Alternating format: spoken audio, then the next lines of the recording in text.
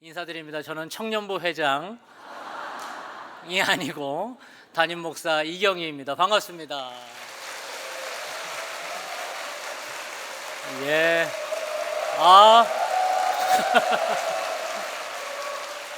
훌륭합니다. 이따가 알바비 받아가세요. 여러분 잘 오셨습니다. 이렇게 우리 주님 격하게 여러분들을 환영하십니다. 몇 년 전에 방영했던 나의 해방일지라는 드라마를 보신 적이 있으십니까? 제가 참 좋아하는 작가의 작품인데요. 이 해방일지, 나의 해방일지의 주인공이 홀로 대사를 읊조리는 장면이 나옵니다. 이렇게 얘기를 하더군요. 어려서 교회 다닐 때에 기도 제목 적어내는 게 있었는데 애들이 쓴 거 보고 왜 이런 걸 기도하지? 성적, 원하는 대학, 교우관계, 고작 이런 걸 기도한다고 신한테? 나는 궁금한 게 하나밖에 없었어. 나 뭐예요? 저는 이 대사가 되게 큰 울림을 줬어요. 보통 우리들은 하나님 앞에 나온다고 하면서 교회에 다닌다고 하면서 너무 비본질적인 것을 하나님께 구할 때가 많습니다. 하나님 이거 해주세요. 하나님 저거 해주세요. 마치 요술램프의 거인 요정인 지니에게 비나이다 하듯이 그렇게 기도하는 우리의 모습이 있다라는 거예요. 그런데 하나님께는, 그리고 교회는 그런 것을 구하는 곳이 아니라 단 한 가지를 찾는 거예요. 뭐예요? 나 누구예요? 나 누구예요를 묻는 곳이 바로 교회입니다. 여러분 처음 오신 분들 정말 잘 오셨습니다. 그리고 오랜만에 오신 분들 역시 잘 오셨습니다. 그리고 기존에 다니시던 우리 수원성 교우 한 분 한 분 역시 너무나 소중한 분들입니다. 오늘 이 시간을 통해서 내가 누구인지를 찾는, 내가 하나님 안에서 누구인지를 찾는 그런 시간 되시기를 주님의 이름으로 축복합니다. 여러분 길거리 다니시면서 이런 현수막 한 번쯤은 보셨을 겁니다. 실종된 딸 홍혜이 좀 찾아주세요 라는 현수막입니다. 딸을 잃어버린 아버지가 25년째 걸어놓는 딸을 찾는 현수막이지요. 딸 송혜이는 고등학교 2학년 때 늦은 밤 귀가하다 실종됩니다. 그 이후로 부모는 모든 생업을 포기하고 자녀를 찾아 방방곡곡 누비며 다닙니다. 그러나 아무리 생업을 포기하고 찾아도 딸을 찾지를 못합니다. 결국 엄마는 딸을 찾는 전단지를 가슴에 품고 자살을 합니다. 남편도 아내를 따라가고 싶은 마음은 간절했지만 나라도 살아서 딸을 찾아야겠다는 마음으로 정국을 누립니다. 딸 송혜이를 찾아달라는 현수막은 서울 한남대교 북단부터 양재, 나들목, 천안, 대구, 부산, 광주, 강릉, 해남 안 붙은 곳이 없을 정도라고 합니다. 딸을 찾는 이 전단지가 대략 1000만 장, 현수막은 10,000장 이상 25년간 아버지는 해지면 붙이고 해지면 붙이고 그렇게 했다라는 것이지요. 아버지 송기룡 씨, 그러나 안타깝게도 지난달 8월 26일 평택의 한 도로에서 교통사고로 그만 돌아가시고 말았습니다. 참으로 가슴 아픈 사연이 아닐 수 없습니다. 저는 아버지 송기룡 씨의 소식을 들으면서 하나님 아버지를 생각했습니다. 우리 하나님 아버지도 그러시지 않으실까? 집 나간 자녀가 돌아오기를 그렇게 애타게 기다리지 않으실까?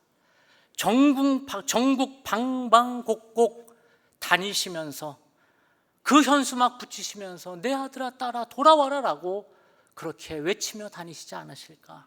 단지 좋은 대학 가라고, 단지 돈 벌게 해주려고, 단지 좋은 차 타고 성공하라고 우리 주님 부르시는 것이 아니라 내 자녀가 좀 되어달라고, 내 자녀가 되어서 원수마귀에 눌려 살지 말고, 그렇게 돈에 눌려 살지 말고 어깨 피면서 당당하게 좀 살아보라고 우리 주님 그렇게 우리를 찾으신다는 것입니다.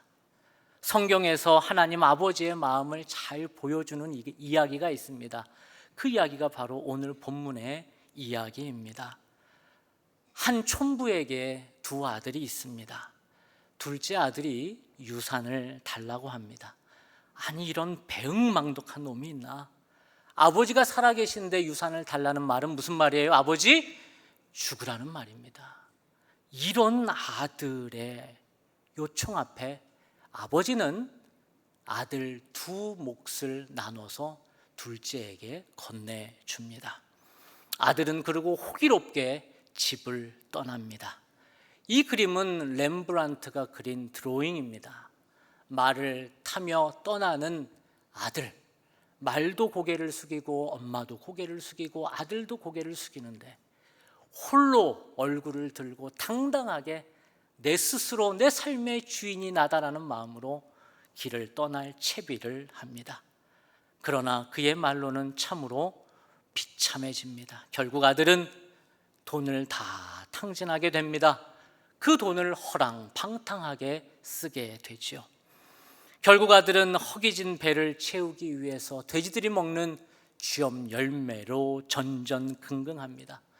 인간은 그렇게 바닥을 쳐야 정신을 차리는가 봅니다. 고생 개고생 후에 그는 이제 아버지가 생각이 납니다. 집이 그리워집니다. 그리고 자신이 얼마나 아버지의 마음을 아프게 했는지 그제서야 깨닫게 됩니다. 그리고 아버지께로 돌아갈 결심을 하게 되죠. 집 나간 아들을 기다리는 아버지의 마음은 어땠을까요? 아들은 허랑방탕하게 돈과 시간을 낭비할 때까지 아버지 생각은 손톱만큼 하지 않지요. 그러나 아버지는 아들이 집을 나간 다음 날부터 잠을 자지를 못합니다. 쪽잠을 자며 아들이 언제 돌아올지 아버지는 전전긍긍합니다. 시간이 나면 동구박 어귀에 나가 멀리 아들이 언제 오나 쳐다보며 시간을 보내십니다. 그러던 어느 날 저 멀리서 아들이 돌아오는 것 같습니다. 아들의 축 처진 어깨, 힘없이 너털거리는 걸음걸음, 영락없이 딱 봐도 내 아들이었습니다. 그래서 아버지는 신발도 신지 않은 채 아직도 거리가 먼데 달려갑니다. 그리고 그를 안고 입을 맞춥니다. 그러자 아들은 주저앉으며 울며 이렇게 말을 합니다. 15장 21절입니다. 아버지, 내가 하늘과 아버지 앞에 죄를 지었습니다. 이제부터 나는 아버지의 아들이라고 불릴 자격이 없습니다. 아버지는 말합니다. 얘야, 그게 무슨 말이냐? 그러면서 종들에게 이렇게 말을 합니다. 얘들아, 내 아들에게 가장 좋은 옷을 입혀라. 손에 가락지를 끼우고 발에 신을 신겨라. 그리고 살진 송아지를 끌어내어다가 잡아라. 우리가 먹고 즐기자. 나의 이 아들은 죽었다가 다시 살아났고 내가 잃었다가 되찾았다라고 말을 하고 있습니다.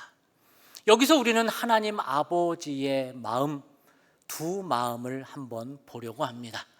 첫 번째, 하나님 아버지는 어떤 마음을 갖고 계실까요? 첫째는 우리 하나님은 끝까지 우리를 기다리시는 분이십니다. 하나님 아버지는 둘째 아들을 다그치지 않으십니다. 성경은 이 이야기의 시작을 이렇게 말을 합니다. 11절, 12절은 이렇게 시작을 합니다. 어떤 사람에게 아들이 둘 있는데 작은 아들이 아버지에게 말하기를 아버지 재산 가운데서 내게 돌아올 몫을 내게 주십시오 하였다. 그래서 아버지는 살림을 두 아들에게 나누어 주었다. 아들은 자기의 유산의 몫을 달라고 합니다. 그때 아버지는 이렇게 말하지 않습니다. 이놈아, 너 도대체 언제 정신 차릴래? 너 나 죽으라는 말이냐? 아직도 정신을 못 차렸냐 이놈아? 라며 화를 쏟아붓지 않으십니다. 아버지는 아들이 스스로의 시간을 갖고 돌아오기를 기다리시는 것입니다. 그만의 공간에서 충분히 깨지고 변화되고 돌아오기를 우리 하나님은 기다리시는 것입니다. 사람은요, 다그친다고 변화되지 않습니다. 우리 아이들 잔소리한다고 정신 차립니까? 아니요, 그러지 않습니다. 스스로의 공간에서 충분히 시간을 보내야 우리 아이들 깨지고 정신을 차립니다. 아니나 다를까 둘째 아들은 허랑방탕하게 시간을 보냅니다. 이 그림은 드레스덴 국립회화관에 소장된 그림으로 렘브란트 자신이 자신의 젊은 시절을 자전적으로 그린 그림입니다. 자신이 어떻게 탕자처럼 방탕하게 살았는지, 그 자신만의 공간에서 어떻게 깨지고 바닥을 쳤는지를 그 스스로를 그려낸 것입니다. 저 모습이 자기 자신이라는 말이죠. 아버지는 아셨습니다. 둘째 아들 그 탕자의 에너지는 호통치고 방에 가두어 놓는다고 없어질 에너지가 아니라는 것을 아셨습니다. 아버지는 그만의 공간에서 그 아들을 인정해 줍니다. 그리고 그곳에서 그만의 시간을 충분히 보내기를 기다립니다. 그게 사람을 향한 사랑이요, 배려요, 존중입니다. 우리가 사람을 존중한다면 개인에게 필요한 그 공간을 만들어 주어야 합니다. 시간적 공간, 물리적 공간, 정서적 공간을 만들어 보장해 주어야 합니다. 그런데 우리는 부모라는 이름으로 자녀의 공간에 함부로 침투를 합니다. 친하다는 이유로 저 권사, 저 집사 나 친해, 아무 때나 전화하면 되지, 11시에 전화하고, 힘이 세다는 이유로, 내가 상사라는 이유로 상대방의 공간에 허락 없이 막 쳐들어갑니다. 사람은 이런 공간, 나만의 공간이 있어야 사람은 숨을 쉽니다. 여러분, 육아에 지친 우리 잠옷실에 귀한 우리 세댁들 세댁이라는 말 오랜만에 써봅니다. 우리 아이들을 데리고 있는 우리 젊은 부부들 계시는데, 너무 아이들 육아로 피곤하고 아이들 9시경에 재워도 우리 피곤한 엄마 아빠들이 그때부터 뭐예요? 힘을 얻는 이유가 뭐예요? 나만의 공간이 생기니까. 그래서 11시까지 집안일하고 밀린 드라마도 그때 봐야 되고 밀린 성경도 그때 봐야 되는 것이죠. 그렇게 나만의 공간이 필요하다라는 거예요. 그런데 이런 공간이 없으면 누군가 이런 내 공간에 함부로 침투를 하면 너무 불쾌하고 불편하다는 것입니다. 그래서 우리는 이 상대방의 공간을 인정해 주어야 합니다. 그것이 엄청난 배려요, 사랑입니다. 요즘 MZ세대들, MZ세대들은 폰 포비아라는 말을 그들이 써요. 전화 공포증이라는 게 있다는 거예요. 이게 무슨 말이냐 하면, 아니 예고 없이 전화가 오면 가슴이 콩닥콩닥콩닥 찐다라는 거예요. 우리 기성세대들은 무슨 말이야, 전화 오면 받으면 되지.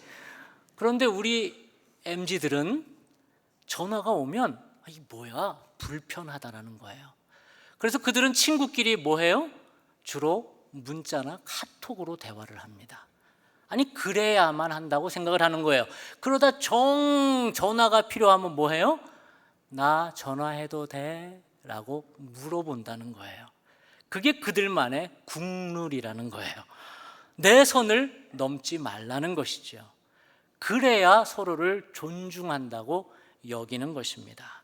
그래야 내가 숨을 쉴 수 있다고 생각하는 거예요. 우리의 자녀들에게도 마찬가지라는 겁니다. 우리 자녀, 내 딸이고 내 아들이라는 이유로 방문을 막 열어 제낍니다. 그 아이의 정서적, 물리적 공간 이런 개념이 어딨어? 너 오늘 도대체 숙제했어 안 했어? 이러면서 문을 확 열고 들어갑니다. 물리적 공간에 막 침투하는 거예요. 정서적 공간에 막 들어갑니다. 추궁하는 겁니다. 그럼 아이들은 너무 불편해 한다는 거예요. 그래서 우리는 우리 아이들의 방문을 열기 전에 뭐 해야 돼요? 노크해야 된다는 거예요. 그래야 아이들이 정서적으로 안정감을 느낀다는 겁니다. 그렇지 않으면 내가 숨을 못 쉰다는 거예요. 그러니까 아이들이 뭐를 해요? 자기 문을 잠가 버리는 거예요. 함부로 들어오지 말란 얘기죠. 그 말은 나도 좀 숨을 쉬고 살자라는 말입니다. 엄마들이 아이들을 데리고 키즈 카페에 갑니다. 그리고 엄마들끼리 모여서 수다를 떱니다. 시간을 보니까 집에 갈 시간입니다. 그러면 이제 엄마가 뭐를 해요? 개똥아 집에 가자 라고 얘기를 합니다. 아이들을 재촉을 하죠. 그럼 우리 아이들이 뭐라고 그럽니까? 네 엄마 이러고 오는 아이들은 한 명도 없죠. 뭐라고 그래요? 엄마 좀 이따가 10분만 더 얘기를 하죠. 너 이놈 말 안 들으면 다음부터 안 데리고 와. 엄마들은 또 거기서 이렇게 얘기를 하죠. 그런데 이렇게 내가 볼 일이 끝났다고 아이들을 끌고 집으로 가는 순간 아이들은 자기 나름의 세계, 그 아이들끼리도 모여서 놀잖아요. 그 아이들끼리의 세계를 무시받았다고 느끼는 거예요. 그 공간이 침범됐다라고 느끼는 거예요. 나는 존중받지 못한다고 느끼는 거예요. 그러면 아이들을 데려가기 10분 전에 우리는 아이들에게 노티스를 줘야 된다는 거예요. 뭐라고요? 얘들아 10분 후에 가자 라는 얘기만 해줘도 아이들은 편안해 한다는 거예요. 그 10분을 내가 창의적으로 쓸 수 있다는 거예요. 그 시간만큼은 내가 주인공이 되어서 주도할 수 있다는 거예요. 10분 후에 가자라는 말을 해도 아이들 찡얼거려요. 그래도 그 마음 안에는 엄마가 날 배려해 줬구나 라는 마음을 가질 수 있다는 거예요. 이렇게 배려해 줄 때 숨을 쉴 수 있습니다. 그런 공간을 만들어줘야 숨을 쉴 수 있습니다. 둘째 아들을 기다리시던 아버지가 그러했다는 겁니다. 돌아올 때까지 그 공간을 만들어준 겁니다. 너 어디 가 이놈아? 여기 방에서 천장 보고 있어. 벽 보고 있어. 이렇게 아버지가 하지 않으셨다는 거예요. 그 에너지를 존중해주고 그 에너지를 주도적으로 쓸 수 있도록 내어준 겁니다. 그리고 스스로 주도적으로 얼마나 집을 떠난 삶이 비참한지를 알게 해주며 스스로 돌아오기를 기다린 것입니다. 우리 하나님도 지금 우리에게 그러십니다. 지금 하나님도 오늘 처음 오신 분들에게 그러신다라는 거예요. 지금까지 여러분의 공간을 인정해 드린 겁니다. 여러분의 시간을 인정해 드린 겁니다. 그리고 마음껏 여러분이 활용해 보라고 기회를 주신 것입니다. 그리고 지금 스스로 나오실 때까지 우리 주님 기다리신 것입니다. 마치 둘째 아들이 스스로 아버지 품으로 돌아온 것처럼 여러분이 스스로 나오실 때까지 기다리시는 분, 그분이 바로 우리 하나님 아버지신 줄 믿으시기 바랍니다. 둘째, 우리 하나님 아버지는 있는 모습 그대로 받아주시는 분입니다. 사람을 있는 모습 그대로 받아주기란 정말 여간 어려운 일이 아닙니다. 우리는 쉽게 사람을 평가하는 경향들이 있습니다. 딱 봐도 깍쟁이일 것 같아. 말하는 거 보니까 재수가 없어. 생긴 것만 봐도 너무 이기적일 것 같지 않아? 수없이 많은 말로 남의 인생을 함부로 재단해 버립니다. 그냥 그대로 봐주지를 못합니다. 쉽게 판단하지 않고 있는 모습 그대로를 보아주는 것은 상당한 배려요, 사랑입니다. 집으로 돌아온 아들은 누가 봐도 불황자요, 실패자였습니다. 이 그림은 오스트리아 빈 박물관에 있는 그림으로 폼페오 바토니가 그린 명화입니다. 아들이 집으로 돌아옵니다. 그럼에도 불구하고 아버지는 그 아들을 평가하지 않습니다. 너 내가 뭐라고 그랬어? 이렇게 개고생한다고 그랬지. 너 이 모습이 뭐야? 너 아빠 왜 말 안 들어? 라고 판단하지 않습니다. 너 이 꼬라지가 뭐니? 우리 집 채통이 있지. 이러면 너 호적파고 나가라 라고 말하지 않습니다. 대신 아버지는 그 아들을 달려가 오른손을 들어 아버지의 권위를 나타내는 홍포, 아들임을 인정해주는 홍포로 그를 덮습니다. 그리고 왼팔을 들어서 그를 절대로 다시는 놓칠 수 없다는 강한 마음으로 왼팔로 그의 오른손을 꽉 잡습니다. 그때 빛이 그 왼팔로 딱 떨어집니다. 그러면서 아버지는 뭐라고 얘기합니까? 22절에서 24절을 같이 한번 읽어보도록 하겠습니다. 어서 좋은 옷을 꺼내서 그에게 입히고 손에 반지를 끼우고 발에 신을 신겨라. 그리고 살진 송아지를 끌어내다가 잡아라. 우리가 먹고 즐기자. 나의 이 아들은 죽었다가 살아났고 내가 잃었다가 되찾았다. 아멘. 아버지는 이렇게 있는 모습 그대로 그냥 받아주는 분이십니다. 육신의 아버지는 여러분들에게 상처를 주고 여러분을 평가하고 여러분의 마음을 힘들게 했지만 우리 하나님 아버지는 여러분을 있는 모습 그대로 받아주십니다. 여러분이 어떤 학교를 나왔든, 여러분의 연봉이 얼마이든, 여러분의 직업이 어떻든, 여러분이 어떤 차를 타고 왔든, 여러분이 몇 평에 살든 그것이 여러분의 가치가 아님을 우리 아버지는 아시기 때문입니다. 여러분의 가치는 여러분은 하나님의 자녀라는 것입니다. 그러기에 지금 그 홍포로 여러분을 꼭 덮어주는 것입니다.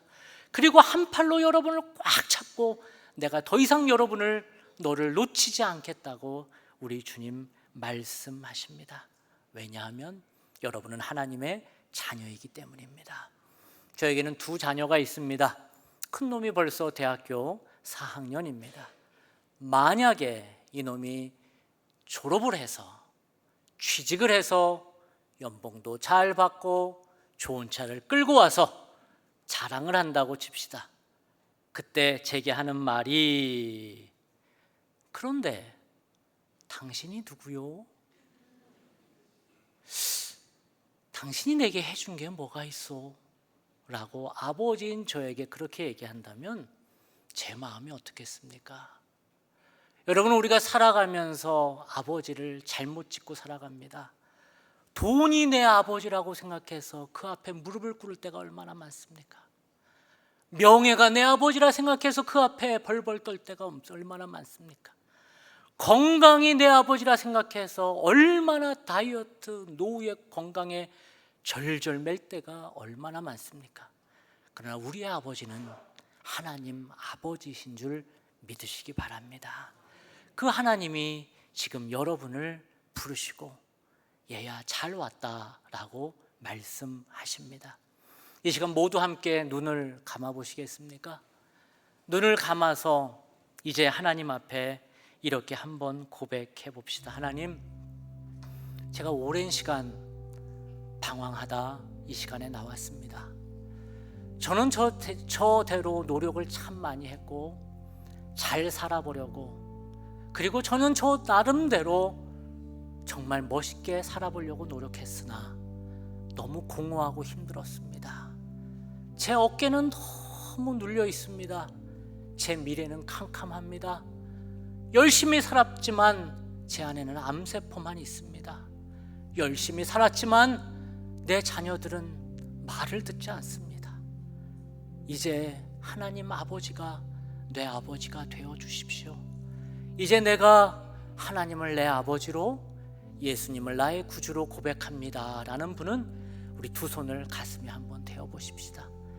이 시간 예수님을 나의 구주로, 하나님을 나의 아버지로 모시길 원하는 분들은 두 손을 가슴에 대어 보십시오. 그리고 이 시간에 작은 목소리로 한번 기도해 봅시다. 하나님, 제가 혼자 너무 힘들었습니다. 저 혼자 이 세상을 외롭게 살았습니다. 아무도 없는 줄 알았습니다. 내 손을 잡아주느니 아무도 없었습니다. 그러나 이제 알았습니다. 하나님이 내 아버지시오, 예수님이 나의 주인이심을 내가 이제 알았습니다. 그 보혈의 피로 나를 덮어주시고 나를 자녀 삼아주시기 위해서 지금 나를 부르심을 이제 알았습니다. 주 앞으로 나아가오니 나를 받아주시옵소서. 우리 함께 기도하겠습니다. 살아계신 하나님, 감사합니다. 하나님의 사람들을 이곳에 부르시고 하나님의 백성들을 이곳에 초청해 주시니 감사합니다. 하나님, 저들이 참으로 애쓰며 살았습니다. 저들이 참으로 열심히 살아왔습니다. 저들이 참으로 수고하며 밤낮 가리지 않고 수고하고 또 수고하며 이제까지 왔습니다. 하나님, 그러나 우리는 믿습니다. 하나님이 이제 저들의 수고 위에 하나님의 은혜가 있어야 되겠습니다. 이제 하나님, 저들이 홀로 있지 아니하고 하나님이 저들을 꼭 붙잡아 주시는 줄 믿습니다. 하나님, 이제는 수고하고 애쓴 저들 하나님이 안아주시고 내가 너의 아버지라고, 내가 너의 주인이라고 말씀하여 주시옵소서. 하나님 아버지, 당신의 자녀가 돌아오기까지를 동구박 어기까지 나가 기다리시는 아버지, 여기 당신의 자녀들이 있습니다. 그들이 이제 하나님을 나의 아버지로, 예수님을 나의 주인으로 고백합니다. 이들의 영혼을 받아 주시옵소서. 그리고 이 땅에서 하나님의 자녀로, 아들과 딸로 당당하게 살아가는 하나님의 백성들 되게 하옵소서. 예수님의 이름으로 기도합니다. 아멘.